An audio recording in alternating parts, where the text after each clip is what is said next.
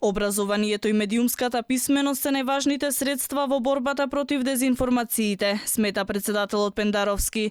Тој на денешната панел дискусија посветена на борбата против лажните вести, на која присуствува истражувачки новинари од различни земји, истакна дека слободата на говорот е темел на демократијата и дека таа слобода треба да овозможи дебата на клучни теми, во кои слободно ќе се истакнуваат различните мислења. За да биде ефикасна борбата против лажните вести и дезинформациите, потребни се здружени напори, ефективна соработка на државните институции со граѓанскиот сектор, со медиумите, со образованието и со бизнисите кај кои ќе се поттикнува и користење на најдобрите практики и соработка со партнери од странство.